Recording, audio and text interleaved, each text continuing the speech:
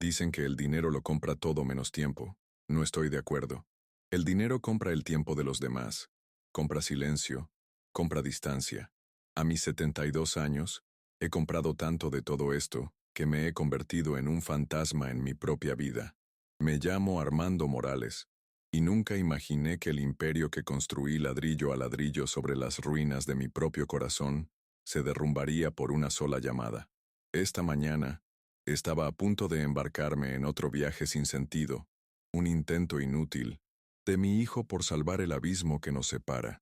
Las maletas de diseño, perfectamente alineadas cerca de la puerta de mi apartamento en Polanco, eran testigos silenciosos de mi riqueza y mi absoluta pobreza de espíritu.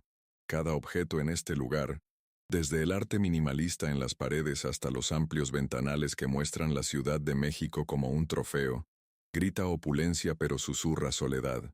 El aire dentro de este ático es tenue, controlado por un sistema de climatización que parece filtrar no solo impurezas, sino cualquier rastro de calor humano. Mi hijo Javier, de 40 y tantos años y siempre ansioso por complacerme, repasaba los detalles de nuestro viaje a Asia por 10ª vez. Planeaba cada momento, cada cena lujosa, cada visita a templos antiguos, creyendo que un itinerario exótico podría, de alguna manera, reparar décadas de distancia emocional. Lo observaba, un hombre que lleva mi sangre pero que parece un extraño. Su esfuerzo era palpable, casi desesperado, y me causó una mezcla de lástima e irritación. No tuve el valor de decirle que el único viaje que anhelaba era a un pasado que yo mismo me había esforzado por enterrar bajo hormigón y acero. La verdad es que me he vuelto experta en construir muros, tanto en el sector inmobiliario como en mi propia alma. Este apartamento es mi fortaleza, un santuario de silencio donde no tengo que enfrentarme a los ecos de mis decisiones.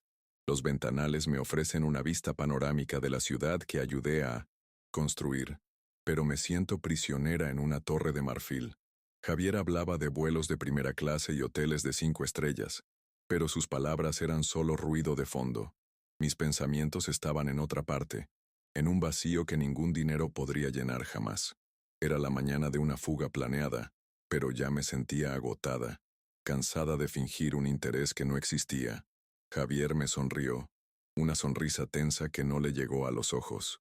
«Listo, papá. El coche bajará en 15 minutos».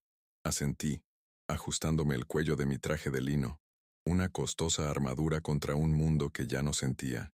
Quería mi aprobación, una señal de conexión, pero yo solo podía ofrecerle la fría cortesía de un socio. Es un buen hombre, mi hijo, con un corazón mucho más bondadoso que el mío, y quizás por eso lo mantengo a distancia. Su bondad es un espejo que refleja con demasiada claridad mis propios defectos, las grietas en los cimientos del hombre que el mundo admira como don Armando Morales, el magnate. Fue, en ese preciso momento, a punto de irnos, que el estridente sonido de mi celular rompió el silencio calculado de la habitación. Era un número desconocido, un detalle insignificante que, por alguna razón, me aceleró el corazón. Rara vez recibía llamadas de números fuera de mi libreta de contactos. Normalmente eran errores o intentos de venta, pero algo en la insistencia de esa llamada me impulsó a contestar. Javier me miró inquisitivamente. Su impaciencia apenas disimulaba. «Papá, vamos a llegar. Tarde». Lo ignoré y respondí con mi tono de voz profesional, seco y autoritario. «Dilo». Al otro lado de la línea, el silencio fue seguido por una voz femenina, vacilante y suave, la voz de una monja. Se presentó como la hermana Inés, del orfanato Nuestra Señora del Perpetuo Socorro, en las afueras de Puebla. El nombre del lugar no me decía nada. Era un punto lejano en el mapa de mi indiferencia. Sentí una oleada de fastidio. Probablemente era otra solicitud de donaciones, una historia triste, diseñada para sacarle dinero a un anciano rico. Estaba a punto de colgar, descartando la llamada como una molestia más, cuando pronunció un nombre que no había escuchado en más de 40 años, un nombre que había guardado bajo llave en una bóveda en el sótano de mi memoria, el nombre de una mujer a la que amé y abandoné para perseguir la fortuna que ahora me asfixiaba, La voz de la monja temblaba levemente al informarme que la madre de uno de los niños del orfanato había fallecido, recientemente, víctima de una enfermedad repentina y devastadora. Explicó que mientras revisaban las pocas pertenencias de la mujer, encontraron una carta vieja, amarillenta por el paso del tiempo. Dentro de la carta, había una fotografía mía, de joven, con el pelo oscuro y los ojos llenos de una ambición que aún no se había convertido en cinismo. En el reverso de la foto, una letra delicada decía: «Si algo me pasa, este es el único hombre en el que he confiado. Es el abuelo de Leo». Las palabras de la monja resonaron en el silencio de mi apartamento. Cada sílaba era un martillo que rompía el cristal de mi realidad cuidadosamente construida. Sentí que el suelo desaparecía bajo mis pies. Leo, el abuelo, el viaje, las maletas, el imperio. Todo se volvió insignificante. Una elaborada escenografía para una obra cuyo guión acababa de ser reescrito brutal e irrevocablemente. Javier, al notar la palidez en mi rostro, se acercó. «¿Padre? ¿Qué pasó?». No pude responder. Mi mente era un torbellino de negación y pánico. La monja continuó hablando, explicando la situación del niño. Un niño de 8 años llamado Leo, ahora completamente solo en el mundo. Un niño que, según esa carta, era mi nieto. La revelación no fue como una ola, fue como un rayo, un impacto contundente y devastador que solo dejó tras de sí el zumbido de la conmoción. Mi primera reacción fue la que me salvó y me condenó de por vida. Un pragmatismo frío. La negación se transformó en una solución empresarial. «Hermana», dije con una voz sorprendentemente firme, «lamento la situación. Enviaré una donación al orfanato, una donación sustancial, suficiente para asegurar que el asunto se resuelva, para que el niño tenga todo lo que necesita. El asunto». Así era como me refería a mi propio nieto, como un problema que había que subcontratar, una complicación que se resolvía con un cheque. Por otro lado, un silencio de asombro. Intentaba construir un muro de dinero alrededor de ese hecho, con la esperanza de que desapareciera. Javier me arrebató el teléfono de la mano con una expresión que mezclaba confusión y horror. «¿Quién habla? ¿Qué ha pasado?». Escuchó un momento, abriendo mucho los ojos mientras la monja, sin duda, repetía la historia.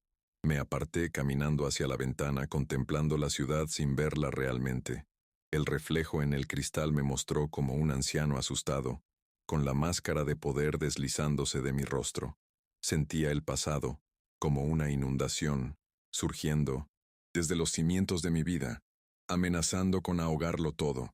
Había pasado décadas asegurándome de que esta parte de mi historia permaneciera sumergida, y ahora regresaba con la fuerza de un tsunami.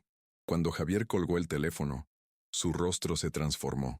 Su ansiedad habitual había dado paso a una gravedad que nunca le había visto. «Un nieto», susurró, con una palabra extraña y ajena en su tono. «Tienes un nieto y nunca me lo dijiste. Me ocultaste una parte de tu vida». Su acusación era justa, pero yo no tenía defensa. El secreto no se trataba solo de una mujer del pasado. Se trataba de mi esencia, de las decisiones egoístas que fueron la base de todo mi éxito. Me miró y, por primera vez, no vi a un hijo intentando complacer a su padre, sino a un hombre juzgando a otro. «Cancelamos el viaje», declaró Javier, con una voz inapelable. «Nos vamos a Puebla. Ya».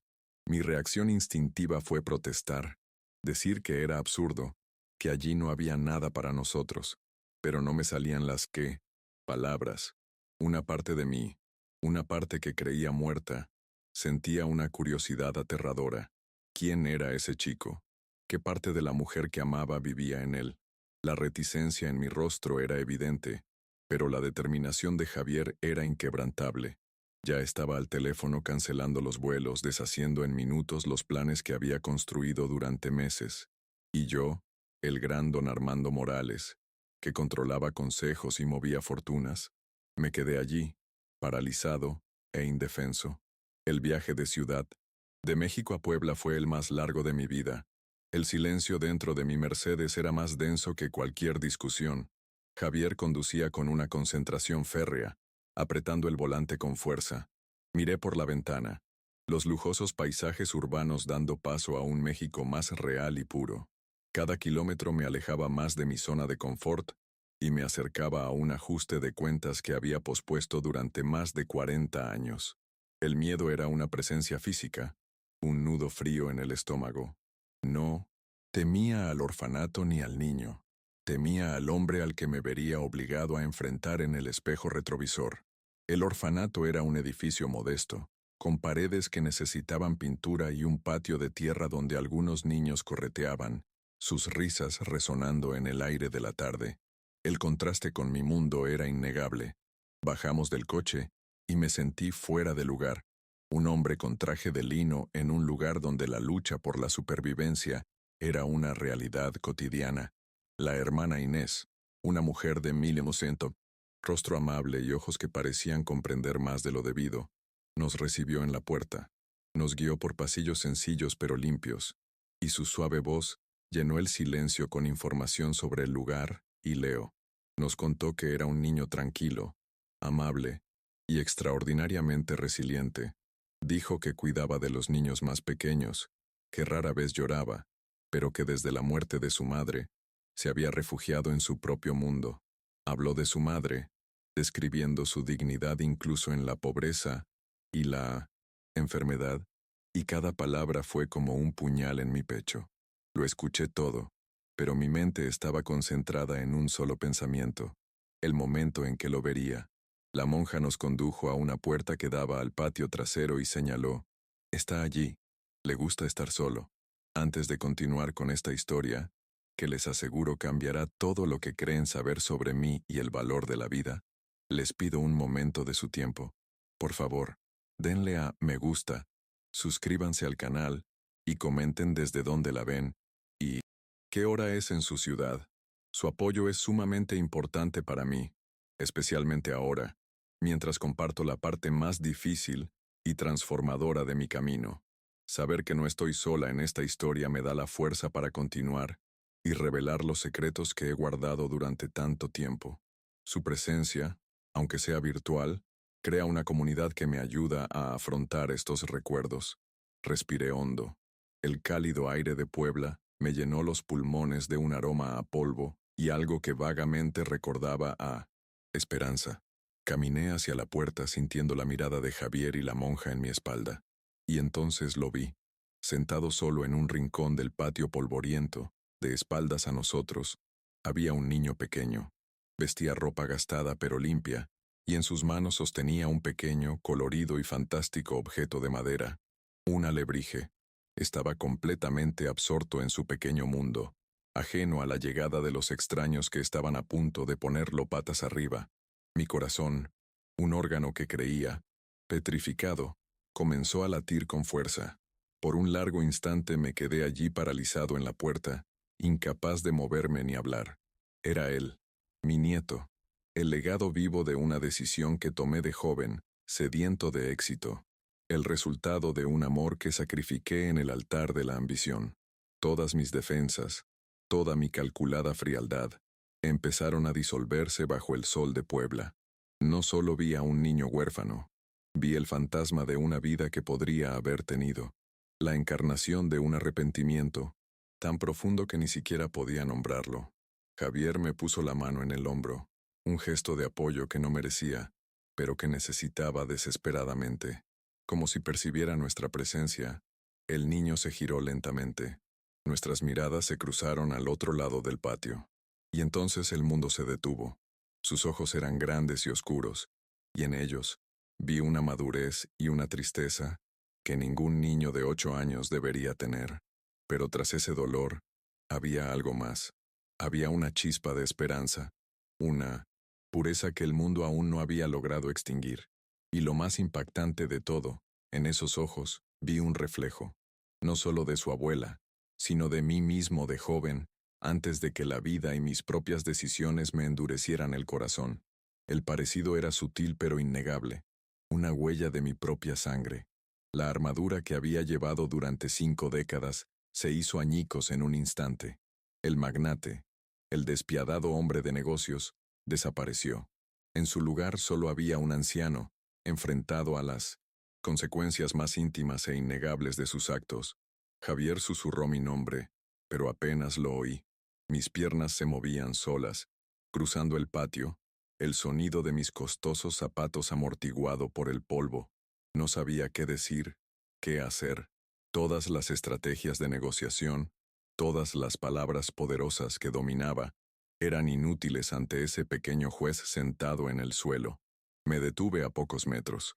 Leo me observaba con cautelosa curiosidad, sus deditos aferrados al alebrije como si fuera su única ancla en el mundo. No mostraba miedo, solo una observación silenciosa, como si me evaluara, evaluando la naturaleza de la tormenta que acababa de llegar a su vida. Mi instinto me impulsaba a hablar, a presentarme, a intentar explicar lo inexplicable, pero las palabras no salían. Tenía la garganta cerrada por la emoción, una sensación tan abrumadora y desconocida que me dejó sin palabras. El silencio se prolongó, cargado con el peso de años de secretos y distancia. Entonces, en un impulso que sorprendió a Javier, a la monja y sobre todo a mí misma, hice lo único que me parecía correcto.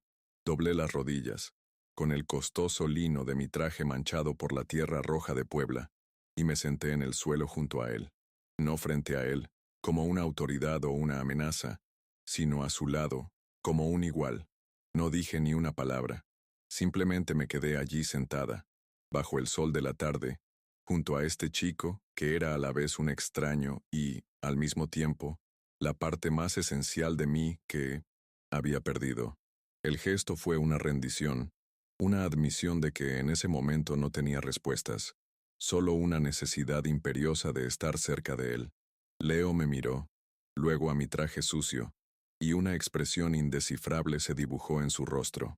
No se giró, no habló, simplemente volvió la mirada hacia su alebrije, aceptando mi silenciosa presencia. Y en ese silencio compartido, en el patio de un orfanato a cientos de kilómetros de mi prisión dorada, algo empezó a cambiar. Fue el comienzo de un viaje mucho más largo y difícil que cualquier viaje de negocios. Fue el primer paso vacilante para salir de la ruina que yo mismo había construido, guiado por la pequeña e inesperada luz en los ojos de mi nieto.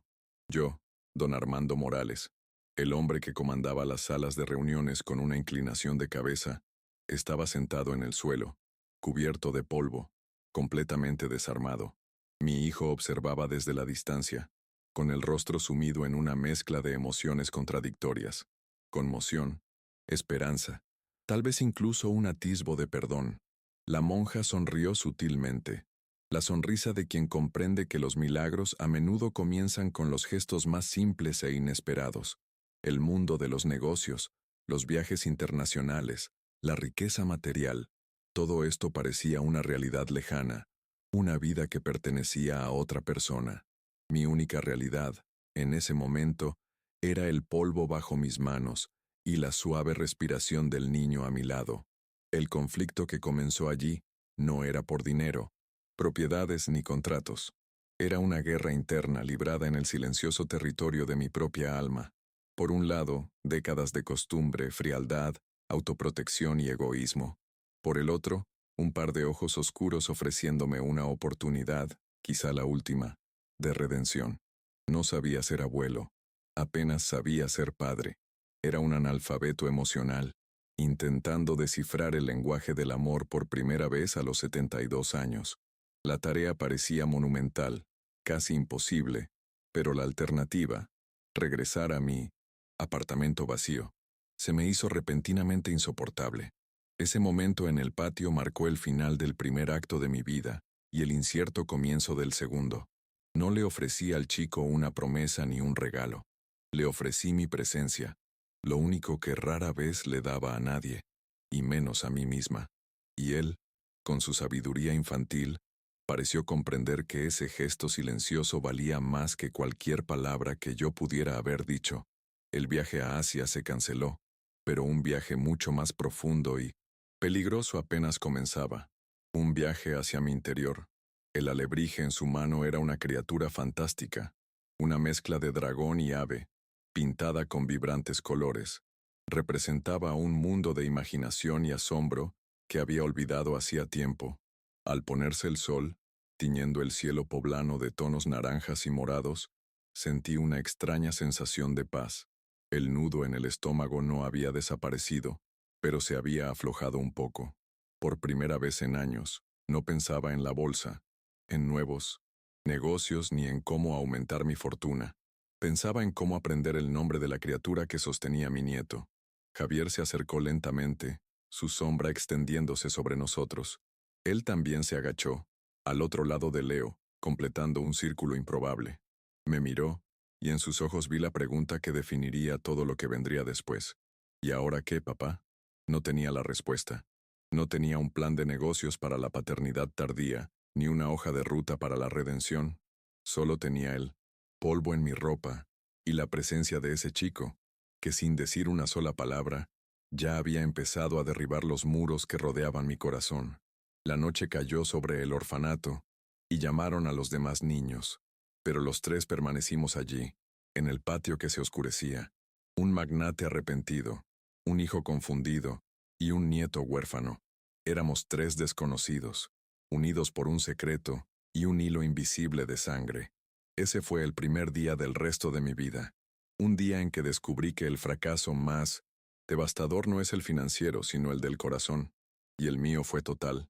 La pregunta era si aún había tiempo para reconstruir. Miré a Leo, quien finalmente levantó la vista de su juguete y me miró fijamente. Una leve, casi imperceptible sonrisa se dibujó en sus labios antes de desaparecer.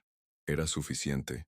Era una señal de que quizás no todo estaba perdido, de que quizás, incluso en las ruinas de una vida de egoísmo, una pequeña flor de esperanza podría comenzar a crecer con terquedad, y me aferré a esa posibilidad con la fuerza de un hombre que se ahoga y ve un trozo de madera a la deriva flotando hacia él. El primer acto de mi redención había comenzado, no con un gran gesto, sino con la simple y aterradora decisión de permanecer sentado en el suelo. La transición de Leo del orfanato a mi apartamento en Polanco fue menos una adopción que un secuestro de lujo. Los trámites legales iniciales avanzaron con la velocidad que solo el dinero y la influencia pueden comprar, resultando en una tutela temporal que se sintió más como un contrato de compraventa. Cuando entró por primera vez al vasto vestíbulo, sus ojos se abrieron de par en par, no con admiración, sino con una especie de temor. El frío mármol, las altas paredes y el arte abstracto no le resultaban acogedores, lo intimidaban. Se encogió, haciéndose aún más pequeño en medio de la inmensidad de mi mundo estéril. Le enseñé su habitación, un espacio más grande que todo el dormitorio del orfanato, lleno de los juguetes más caros que mi asistente pudo encontrar. No tocó ninguno. Simplemente colocó su pequeño alebrije en la mesita de noche, como si plantara una bandera de su propio mundo en suelo extranjero y hostil. Los primeros días fueron una extraña danza de malentendidos. Mi idioma era el dinero, así que intenté hablarle a través de él. Le ofrecí videojuegos, ropa de diseñador, un chef privado que cocinara lo que quisiera. Mis intentos fueron tan grandiosos como inútiles. Respondía a todo con un silencio cortés. Sus ojos oscuros me observaban como si yo fuera una especie alienígena que intentaba descifrar. Comía poco, hablaba aún menos y pasaba la mayor parte del tiempo en su habitación, mirando por la ventana la ciudad que se extendía abajo, tal vez buscando el camino de regreso al único hogar que conocía. Su silenciosa presencia era una acusación constante, un espejo que reflejaba lo poco que entendía de las verdaderas necesidades de un corazón humano, especialmente las de un niño herido. El mundo exterior, mi mundo, reaccionó rápidamente. El teléfono empezó a sonar con una frecuencia irritante. Eran mis socios, mis amigos, sus esposas. Las voces eran melosas, pero las preguntas, afiladas como el cristal. Armando, querido, ¿sabemos que tienes un invitado? La palabra nieto fue pronunciada con una vacilación que delataba su juicio. Los murmullos de la élite de Polanco eran como un enjambre de abejas. ¿Quién era ese chico? ¿De dónde salía? La idea de un Morales de origen desconocido, un niño de la calle, infiltrándose en su círculo exclusivo, era un escándalo demasiado atractivo como para ignorarlo. Yo, que siempre había controlado mi imagen con precisión quirúrgica, ahora era objeto de chismes, y eso hirió mi orgullo como ninguna pérdida comercial podría hacerlo. Una noche, durante una cena tensa y silenciosa, Javier intentó llenar el vacío con una charla intrascendente, pero la tensión era palpable. Leo revolvía la comida en el plato, y yo estaba absorta en mis pensamientos cuando el chico me miró de repente. ¿Por qué te pareces a la foto? Fue la primera frase completa que me dirigió. La simple pregunta me impactó con la fuerza de una ola. La foto, la imagen del joven que fui, y de repente, ya no estaba en mi lujoso comedor. Estaba en un parque polvoriento de Puebla, hacía más de 40 años. El sol de la tarde, el aroma de las flores y la risa de Elena, su abuela, mientras tomaba esa misma foto. El recuerdo llegó sin ser invitado, vívido y doloroso. Recordé el roce de su mano, el brillo de sus ojos con una confianza en mí que estaba a punto de traicionar. Recordé la promesa que le hice ese día, una promesa de volver, de construir un futuro juntos, una promesa que rompía sabiendas en nombre de la ambición. Le envié dinero durante un tiempo, un intento cobarde de limpiar mi conciencia, hasta que dejó de responder las cartas y me permití creer que ella había seguido adelante, que yo era libre. Volví al presente de golpe. El sonido del tenedor de Leo golpeando el plato me devolvió la mirada. Miré fijamente esos ojos, los mismos ojos que los de Elena, y la culpa era un sabor amargo en mi boca, más fuerte que el vino caro en mi copa. Este torrente de recuerdos abrió una brecha entre Javier y yo. Él vio el dolor en mi rostro, pero no comprendió su origen. Para él, el secreto no era solo una omisión, era una traición fundamental a nuestra relación padre-hijo. Una noche, me acorraló en mi oficina. Su habitual deferencia fue reemplazada por una ira fría y justificada. Merezco saberlo, padre. ¿Quién era ella? ¿Por qué me la ocultaste toda mi vida?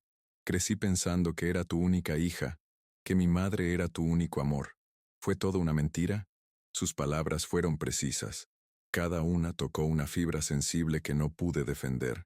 Intenté ofrecer explicaciones, excusas sobre la juventud y la ambición, pero sonaron huecas incluso para mí. No podía decirle la verdad sin tapujos, porque eso significaría admitir la profundidad de mi egoísmo, la cobardía que había en el corazón de mi éxito. Fue complicado, Javier. Eran otros tiempos. Mis respuestas eran escudos, y él las veía con claridad. No, espetó, con la voz llena de dolor. No fue complicado, fue una decisión. La elegiste a ella, y luego elegiste el dinero antes que a ella. Y ahora su nieto duerme en la habitación de al lado, y sigue sin ser honesto, ni conmigo, y sospecho que ni siquiera contigo mismo. Salió de la oficina, dejando tras de sí un silencio más condenatorio que cualquier grito. La llegada de Leo no nos estaba uniendo. Estaba exponiendo las grietas que siempre había habido entre nosotros. A medida que la distancia entre Javier y yo crecía, la barrera entre Leo y yo parecía impenetrable. Era educado, obediente, pero emocionalmente distante. Era un fantasma en mi casa, igual que yo en mi propia vida. Pasaba horas dibujando en un cuaderno que le había dado la hermana Inés, creando mundos fantásticos llenos de criaturas como su alebrije. Intenté interesarme, mirar sus dibujos, pero los cubría, protegiendo su mundo interior de mi intrusión. Me sentía como un hombre intentando descifrar un código en un idioma que no solo no hablaba, sino que ni siquiera sabía que existía. La frustración crecía en mi interior, una impaciencia que era mi respuesta predeterminada ante cualquier problema que no se pudiera resolver con un pedido o un cheque. Entonces ocurrió lo inevitable. Una mañana, la empleada de limpieza entró en mi oficina presa del pánico. Señor Morales, el niño no está en su habitación. Se me heló la sangre. Corrimos a su habitación. La cama estaba tendida, pero vacía. En la puerta faltaba su pequeña mochila, la misma que había traído del orfanato. Un pánico gélido y absoluto me invadió. Activaron la seguridad del edificio, revisaron las cámaras. Lo encontramos en el vestíbulo, discutiendo con el guardia de seguridad, insistiendo en que necesitaba tomar un autobús a Puebla. Había metido su alebrije, su cuaderno de dibujo y una manzana de la cocina en su mochila. Intentaba llegar a casa. Cuando lo trajeron de vuelta, no lloró. Simplemente se quedó frente a mí, con sus pequeños hombros tensos con una determinación desafiante. Quiero volver, dijo en voz baja pero firme. Tengo amigos allí. Aquí, hay demasiado silencio. Sus palabras fueron un puñetazo en el estómago. El silencio. Lo mismo que yo había cultivado como un lujo, para él, era un castigo. En ese momento, comprendí la magnitud de mi fracaso. Le había dado un palacio, pero él anhelaba un hogar. Le ofrecí todo lo que el dinero podía comprar, pero él anhelaba lo que yo no podía darle, un sentido de pertenencia, de calidez, de familia. Su intento de escapar fue más que un acto infantil, fue una condena sobre mí. Esa noche no pude dormir, sentada en la oscuridad de mi sala, contemplando las luces de la ciudad, sintiéndome más sola que nunca. La imagen del rostro decidido de Leo, con su pequeña mochila a la espalda, no se me iba de la cabeza. No huía de mí, huía del vacío que yo había creado. Por primera vez, la pregunta cambió. Ya no era, ¿qué puedo darle a este chico?, sino, ¿en quién tengo que convertirme para que quiera quedarse? La respuesta era aterradora, pues requería demoler todas las defensas que había construido durante 72 años. Requería vulnerabilidad, una palabra que siempre había asociado con la debilidad. Al día siguiente, cambié de táctica. En lugar de ofrecer, empecé a preguntar. Fui a su habitación, donde estaba sentado junto a la ventana, y me senté en el suelo, a una distancia respetuosa. No hablé de quedarme ni del futuro. Señalé el alebrije en su mesita de noche. No entiendo tu juguete, dije, con la voz extraña al admitir mi propia ignorancia. ¿Tiene nombre? ¿Puedes enseñarme algo sobre él? Era un riesgo, un desprendimiento de mi rol de autoridad, de adulta que todo lo sabe. Me miró con recelo durante un largo rato, escudriñando mi rostro en busca de algún truco. Dudó un momento, y luego, cogió con cuidado el alebrije. No es un juguete, me corrigió con suavidad. Es un guardián. Mamá decía que ahuyenta las pesadillas. Me dijo que se llamaba Ixchel, en honor a una diosa antigua. Empezó a explicarme el significado de cada color, de cada forma fantástica. Por primera vez compartía su mundo conmigo, invitándome a entrar, aunque solo fuera por una pequeña rendija en la puerta. Escuché, no como un magnate, ni como un abuelo, sino como un estudiante, absorbiendo cada palabra. Fue la primera conversación real que tuvimos, y no se trató de lo que yo podía hacer por él, sino de lo que él podía enseñarme. Este pequeño avance fue como encontrar un oasis en el desierto. En los días siguientes, la dinámica cambió sutilmente. Empezamos a tener pequeños rituales. Le pedía que me mostrara uno de sus dibujos al final del día.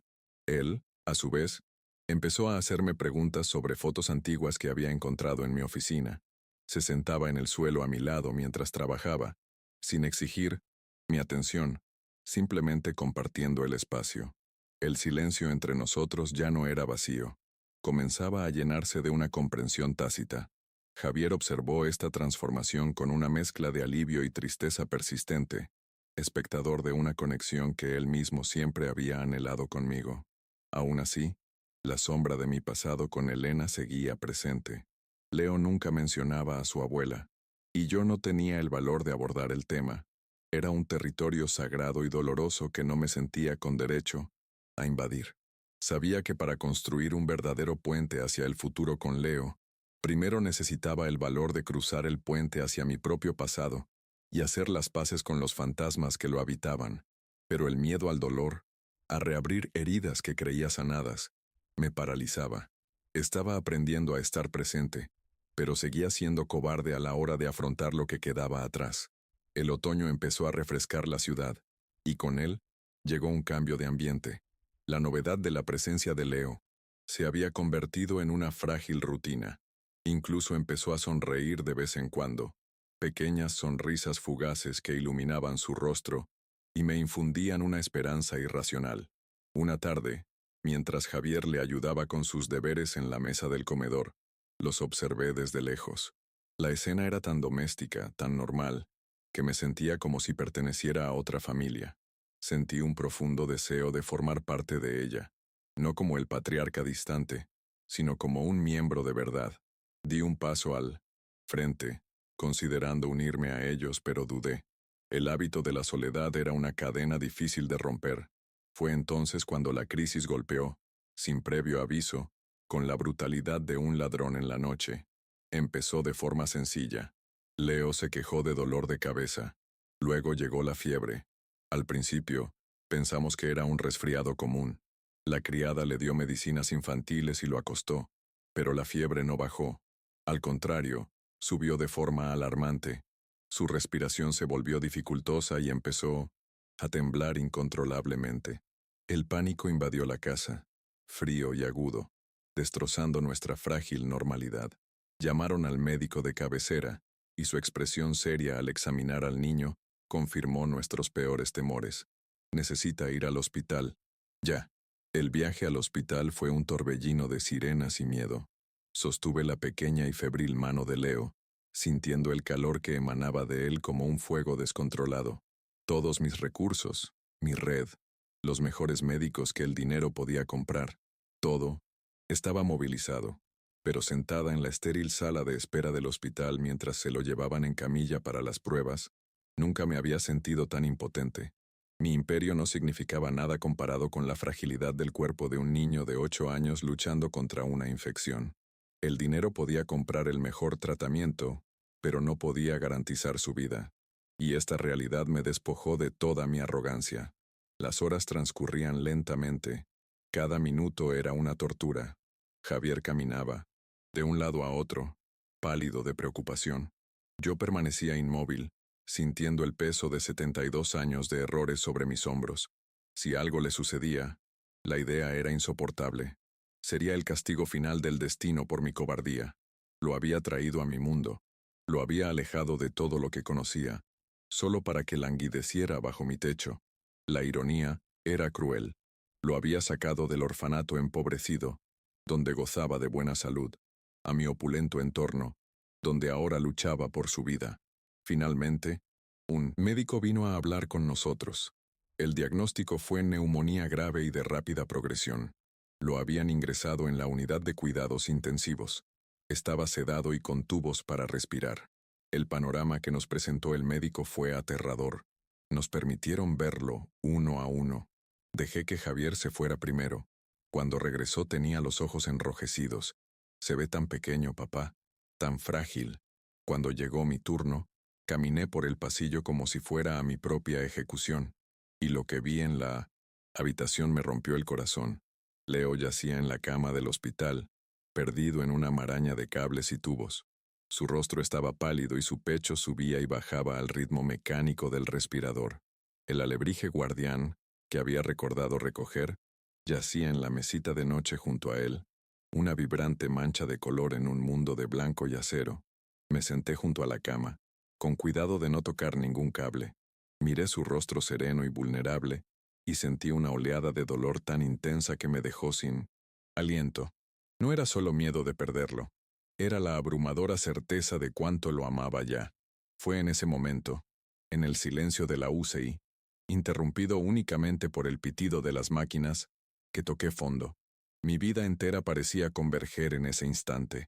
El joven ambicioso que abandonó a una mujer enamorada, el empresario despiadado que sacrificó a su familia por el éxito, el padre distante que nunca aprendió a abrazar a su propio hijo, el anciano solitario en su torre de marfil.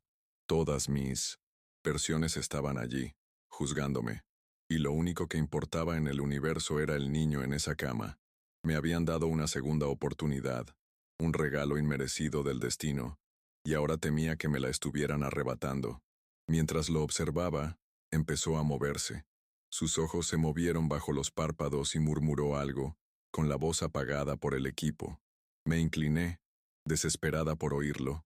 Estaba delirando, perdido en la fiebre, y la palabra que repitió, en un susurro frágil y desgarrador, fue mamá.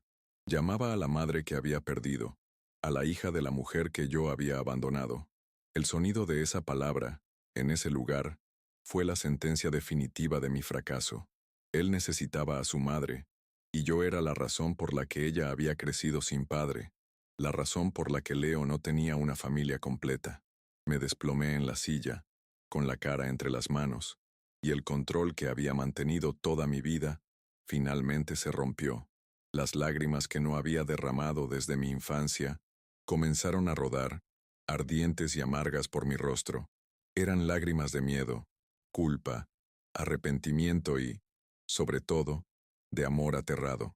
No lloraba por el chico en la cama, sino por el hombre a su lado, un hombre que había conquistado el mundo entero, pero que en ese momento estaba a punto de perder su alma.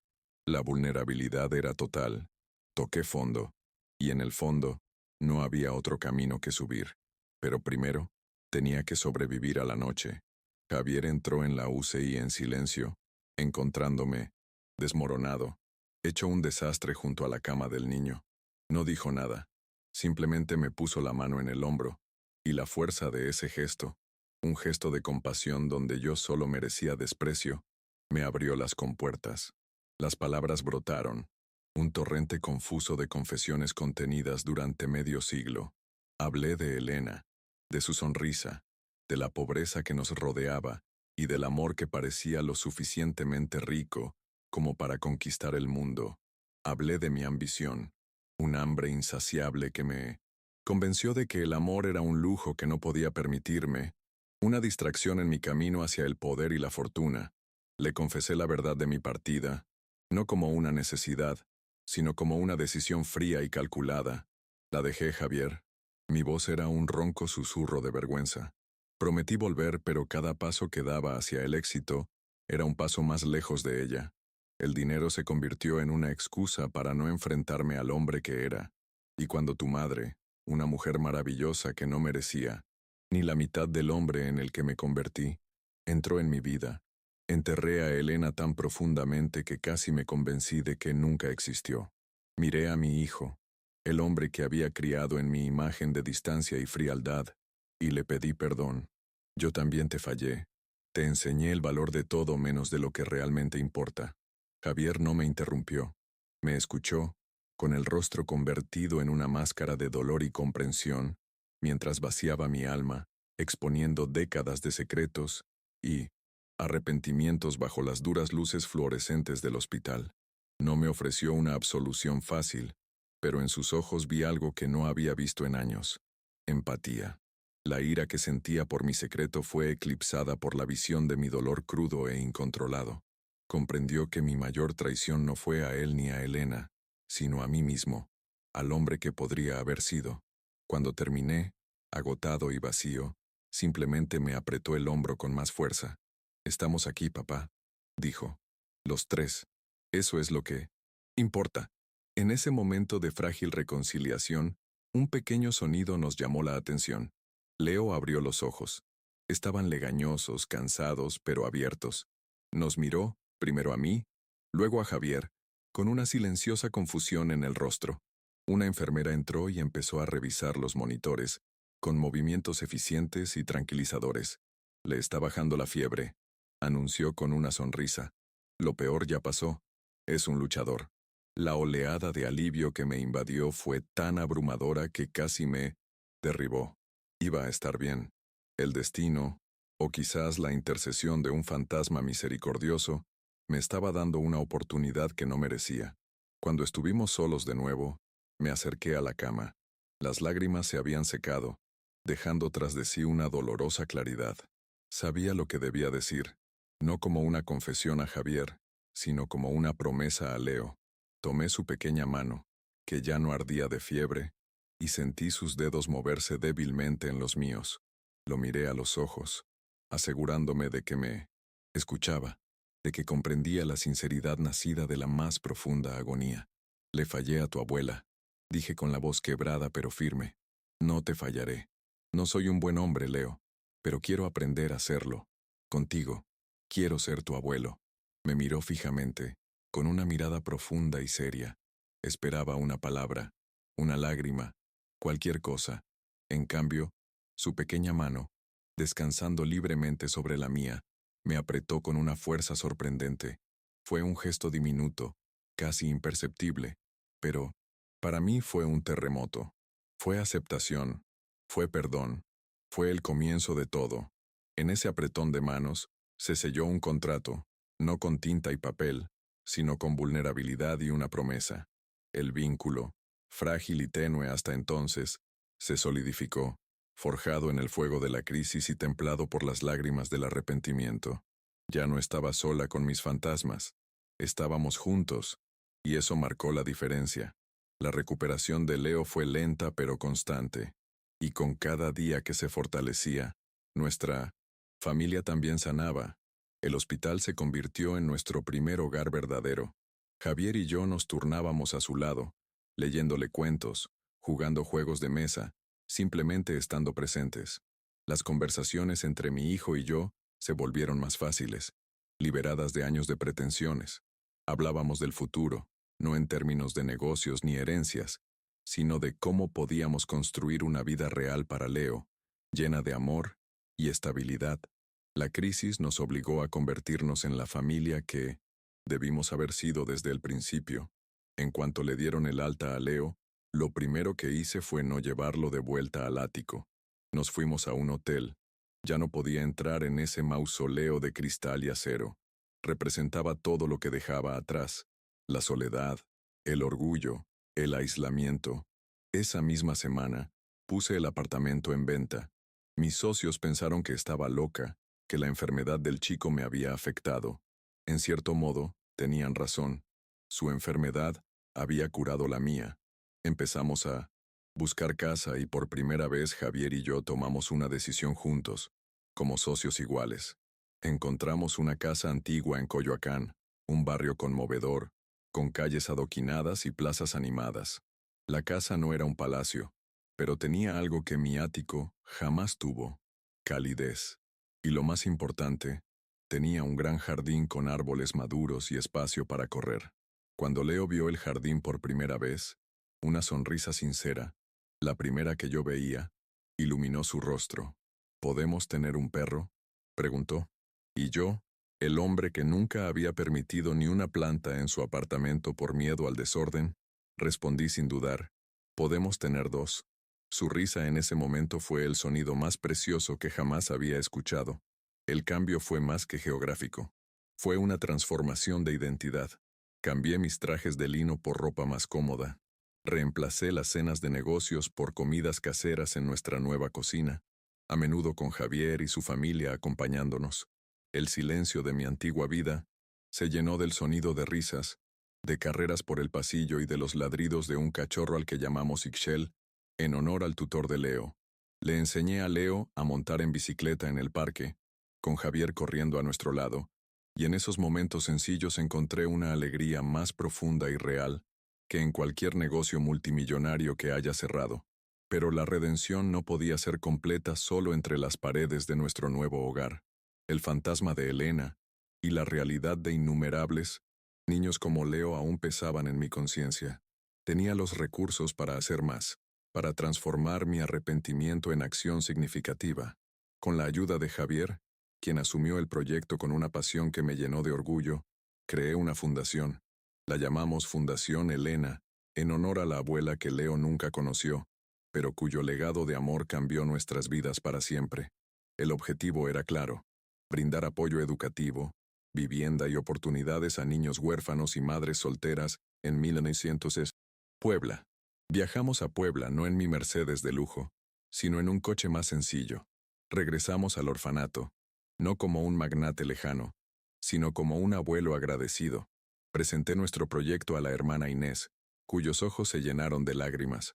Usé mi perspicacia empresarial, no para acumular más riqueza, sino para construir una red de apoyo, para asegurar que la fundación fuera sostenible y tuviera un impacto. Quería que el nombre de Elena se asociara no con mi fracaso, sino con la esperanza y la oportunidad para cientos de personas. Era la única manera que conocía de honrar verdaderamente su memoria y enmendar, aunque fuera simbólicamente, el error que cometí. 10 años han pasado en un abrir y cerrar de ojos. O quizás así se siente el tiempo cuando cada día tiene un propósito. Hoy tengo 82 años, y la rigidez en mis articulaciones me recuerda constantemente mi edad, pero mi espíritu nunca se ha sentido tan joven. Estoy sentado en un auditorio abarrotado. El aire vibra con la emoción de cientos de familias. A mi lado Javier me aprieta la mano. Su esposa me sonríe. Sus propios hijos, mis otros nietos, se retuercen en sus asientos. Todos estamos aquí por una razón, por una persona. En el escenario, un joven alto y seguro de sí mismo, con toga de graduación, es llamado a recibir su diploma con honores. Se llama Leonardo Morales. Se gira hacia el público, buscando la mirada en nosotros. Al encontrarnos, sonríe amplia y radiantemente, la misma sonrisa que vi por primera vez en el jardín de nuestra casa en Coyoacán. Ya no es el niño asustado de un orfanato polvoriento. Es un joven brillante, lleno de sueños, listo para conquistar el mundo. Y siento un orgullo tan abrumador que parece inmenso para mi viejo pecho. Después de la ceremonia, mientras la multitud se dispersa, Leo y yo caminamos lentamente por el campus. Me rodea los hombros con el brazo, apoyándome de una forma que se siente natural y protectora. Hablamos de sus planes para la universidad, de sus sueños de ser arquitecto, de construir no solo edificios, sino comunidades. No se me escapa la ironía. Quiere construir lo que yo pasé la mayor parte de mi vida olvidando cómo hacerlo. Él es la mejor versión de mí, el legado que nunca supe que estaba creando. Se detiene y me mira, sus ojos todavía los de su abuela, llenos de un cariño que es mi tesoro más preciado. Gracias, abuelo, dice simplemente, por todo. Niego con la cabeza, incapaz de hablar por la emoción. No, Leo, logro decir, finalmente. Gracias. Me salvaste. Y es la verdad más absoluta de mi vida.